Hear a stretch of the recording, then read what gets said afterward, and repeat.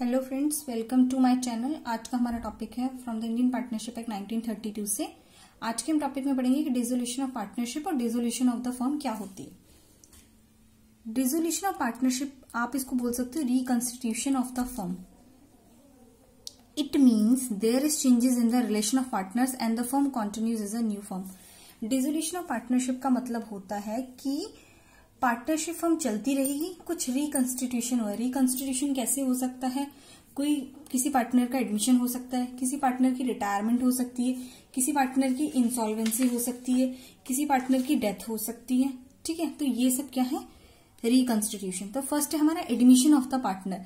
अगर कोई नया पार्टनर एडमिट करता है, फर्म में आता है, तो सारी पार्टनरशिप फर्म रिकंस्टिट्यूट हो जाएगी। A new partner admitted in the partnership firm with the consent of all other partners in the firm। किसी न्यू पार्टनर ने एंटर करा, किसकी कंसेंट से? सबकी कंसेंट से। New partner is called incoming partner. तो नए पार्टनर को क्या बोलेंगे? Incoming partner. Liability of new partner starts from the date of his admission. Liability उसकी कब से शुरू होगी? जिस दिन से उसने पार्टनरशिप फर्म में एंटर करा है। बट अगर however new partner agrees to be liable for the debts before the date of his admission, अगर वो किसी टर्म्स और कंडीशन के चलते एग्री करता है कि वो पुराना वाला लॉस भी बियर करने को रेडी है, तो ऐसा हो सकता है। तो इससे क्या होगा? पार्टनरशिप फर्म रिकंस्टिट्यूट होगी। नेक्स्ट है हमारा रिटायरिंग पार्टनर। अगर कोई पार्टनर रिटायर होता है, retirement of a partner take place when partners leaves the firm and other partners continue the business। Retirement कैसी होगी कि किसी एक पार्टनर ने रिटायर हो गया फर्म से और बाकी सब क्या कर रहे हैं? बिजनेस को कंटिन्यू कर रहे हैं। अब ये कैसे हो सकती है? Where all partners give consent to retirement. सारे पार्टनर्स एग्री हैं कि वो पार्टनर रिटायर हो सकता है। एक तो इस कंडीशन में हो सकती है। नेक्स्ट है if mentioned in the partnership agreement about the retirement. अगर कोई भी टर्म्स एंड कंडीशन के चलते कुछ ऐसा उनके बीच में पहले से एग्रीमेंट हुआ है कि इस टाइम पे ये पर्सन रिटायर होगा, उसके चलते रिटायरमेंट हुई, तो रिटायरमेंट ऐसे भी हो सकती है।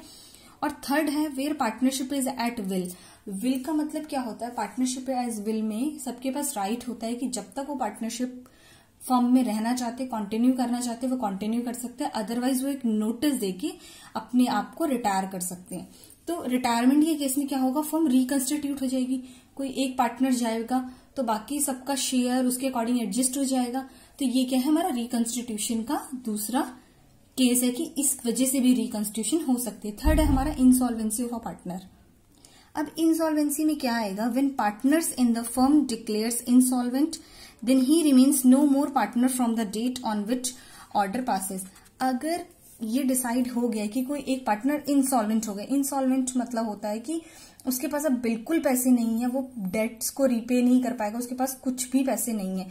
अगर वो इंसॉल्वेंट हो गया है तो वो पार्टनर नहीं रहेगा। किस दिन से? जिस दिन से एक ऑर्डर पास हो गया है या जिस दिन से नोटिस इश्यू हो गया है कि इंसॉल्वेंट है, तो वो उसके लिए लायबल नहीं होगा। इसकी वजह से क्या होगा? फर्म रिकंस्टिट्यूट हो जाएगी। फोर्थ है हमारा डेथ ऑफ अ पार्टनर। अगर किसी पार्टनर की डेथ हो जाती है, if firm is dissolved by the death of a partner. अब फर्म क्या है? पार्टनरशिप फर्म में क्या होता है? सबका एग्रीमेंट जरूरी होता है। बट अगर सडन किसी की डेथ हो जाती है तो फर्म क्या हो जाएगी? डिसॉल्व हो जाएगी। बट अगर उनके पास कुछ ऐसी सिचुएशन है कि उनके पास कुछ ऐसा एग्रीमेंट है कि हम उस पार्टनरशिप फर्म को कंटिन्यू करेंगे, if a contract is between the rest of the partner of the firm then the estate of deceased partner is not liable for any act done after his death. ये कह रहे हैं कि अगर contract है कि चलो हम पार्टनरशिप फर्म को कंटिन्यू कर लेते हैं, तो जो डिसीज पार्टनर, जो भी पार्टनर जिसकी डेथ हो गई उसके बाद जो भी उसकी फैमिली मेंबर्स हैं, वो किसी भी एक्ट के लिए लायबल नहीं होंगे। ठीक है। फिफ्थ है हमारा एक्सपल्शन ऑफ पार्टनर। एक्सपल्शन का मतलब होता है कि किसी को आप फोर्स कर रहे हो कि आप ऑर्गेनाइजेशन छोड़ो। अब देखो ये किस केस में होगा? जब उसने कुछ ऐसा काम करा है जो कि ठीक नहीं है, तो बाकी सारे पार्टनर्स उसको फोर्स कर सकते हैं कि आप ऑर्गेनाइजेशन छोड़ो। A partner can not be expelled by any majority of the partner. एक पार्टनर को भी मिलके बहुत सारे पार्टनर्स एक्सपल्जन नहीं कर सकते, मतलब फोर्स नहीं कर सकते। बट अगर power to expel should be exercise by majority of the partner. अगर कुछ जरूरत लगती है, कुछ ऐसा उसने काम करा है जो ठीक नहीं है या लॉफुल नहीं है, तो क्या कर सकते हैं? सारे पार्टनर्स डिसीजन ले सकते हैं उसको वहां से निकालने का। It good to be exercise in good faith in the interest of the firm. अगर उनको लगता है कि फर्म के इंटरेस्ट में है, फर्म की प्रॉफिट में है कि उसको बाहर भेजना या उसको बाहर निकालना, तो हम उसको एक्सरसाइज कर सकते हैं। The accused partner should be given a chance to defend himself. जो भी पार्टनर है, जो एक्यूज्ड पार्टनर मतलब जिसके ऊपर ब्लेम लगाया गया है, जिसका एक्सपेल्शन किया जा रहा है, तो उसके पास क्या है, चांस है कि वो अपने आप को प्रूफ कर सकता है कि मैं गलत नहीं था। ठीक है, ये तो हमारा है रिकंस्टिट्यूशन ऑफ फर्म, या आप बोल सकते हो डिसोल्यूशन ऑफ पार्टनरशिप। बट एक केस और होता है हमारा dissolution of firm.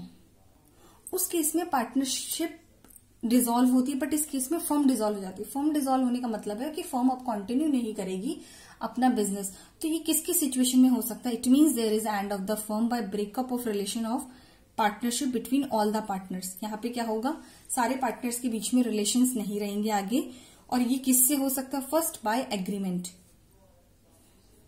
First point है हमारा बाय एग्रीमेंट। किसी एग्रीमेंट की वजह से या किसी एग्रीमेंट के चलते आप फर्म को डिसॉल्व कर सकते हो। By the consent of all the partners firm dissolve. अगर सब पार्टनर राजी हैं, एग्री हैं, तो फर्म डिसॉल्व हो सकती है। Partnership is created by contract and can be dissolve by agreement. Partnership किससे बनती है? एक कॉन्ट्रैक्ट से, एग्रीमेंट से, और उसको हम डिसॉल्व भी कर सकते हैं एग्रीमेंट के चलते। तो डिसोल्यूशन ऑफ फर्म एग्रीमेंट की वजह से हो सकती है, जहां पे सब लोग एग्री कर रहे हैं कि हम फर्म को डिसॉल्व करेंगे। नेक्स्ट केस है हमारा by notice. If partnership is at will. At will का मतलब होता है, पार्टनरशिप एट विल में क्या होता है कि सब पार्टनर्स के पास राइट है कि वो अपनी मर्जी से फर्म से जा सकते हैं।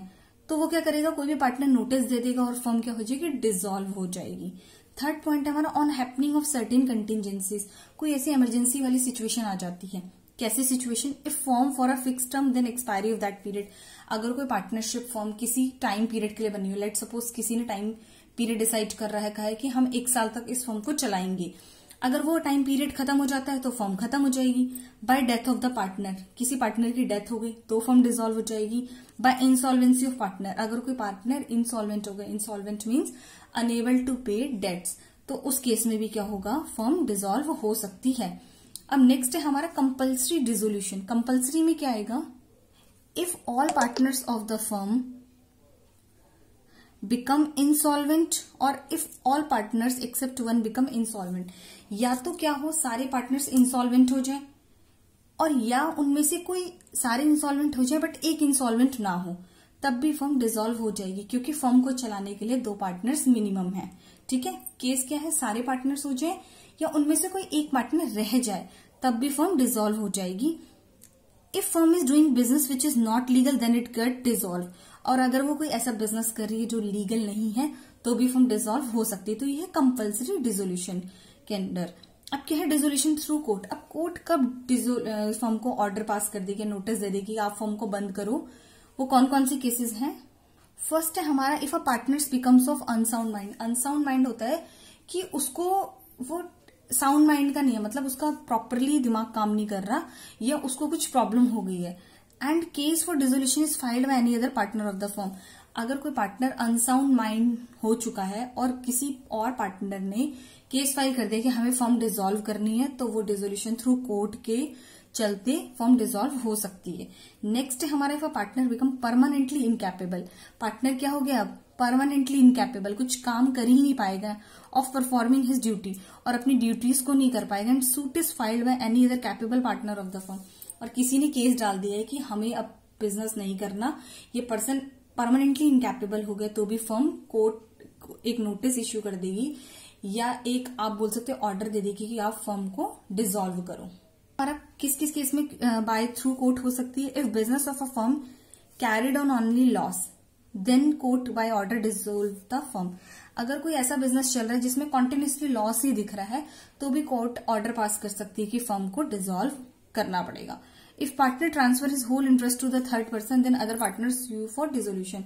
अगर किसी एक पार्टनर ने क्या करा, अपने सारे इंटरेस्ट किसी और पर्सन को ट्रांसफर कर दिए और बाकी पार्टनर्स उसके लिए एग्री नहीं कर रहे, तो वो फाइल कर सकते हैं। सूट मतलब होता है केस फाइल करना, श्यू मतलब होता है केस को किसी पे केस करना, तो वो डिसोल्यूशन के लिए केस अपना फाइल कर सकते हैं। तो ये क्या था, ये सारे केसेस थे जिसमें फर्म बंद हो जाएगी, फर्म चलेगी नहीं।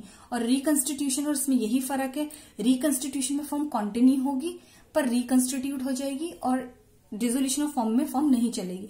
अब हम इसके बारे में एक मेजरली डिफरेंस पढ़ लेते हैं कि इन दोनों में डिफरेंस क्या होता है। फर्स्ट है हमारा dissolution of form means complete breakdown of partnership relation. Dissolution of form, जब फॉर्म ही बंद हो जाएगी तो यहाँ पे किसी का कोई किसी से रिलेशन नहीं रहेगा। While dissolution of partnership means change in relation of partner. जब डिसोल्यूशन ऑफ पार्टनरशिप होगा उसमें क्या होगा, उनके रिलेशन में चेंज होगा। मे बी किसी का जैसे कोई जा रहा है तो बाकी पार्टनर रह जाएंगे। लेट सपोज कोई पार्टनर रिटायर हो रहा है तो बाकी पार्टनर का क्या होगा, रिकंस्टिट्यूट हो जाएगी, बट फॉर्म कंटिन्यू रहेगी। सेकेंड क्या, in dissolution of partnership a partner retire dies, but in case of dissolution of firm there is complete termination of relation between partner।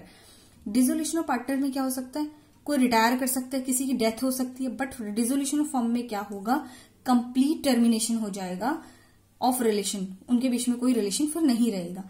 Third क्या है, मैं dissolution of firms means complete closing of business of the firm. Dissolution of firm में क्या होगा, business बंद हो जाएगा, but dissolution of partnership में क्या होगा, बिजनेस चलता रहेगा और फर्म रिकंस्टिट्यूट हो जाएगी। फोर्थ पॉइंट है हमारा, और क्या डिफरेंस हो सकता है, व्हेन फर्म डिसॉल्व, जब फर्म डिसॉल्व होगी, एसेट रिलाइज इन डिस्ट्रीब्यूटेड अमंग पार्टनर। जब फर्म बंद हो जाएगी तो क्या होगा, सारी एसेट्स पार्टनर्स के बीच में डिस्ट्रीब्यूट हो जाएगी। But in case of dissolution of partnership only share of outgoing partner as certain.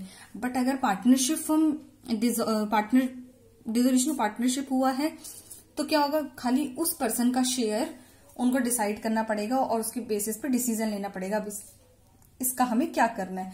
तो ये मेजरली डिफरेंस थे रिकंस्टिट्यूशन ऑफ फर्म में, या आप बोल सकते हो डिसोल्यूशन ऑफ पार्टनरशिप में और डिसोल्यूशन ऑफ फर्म में। Thank you student for watching my video. Thank you.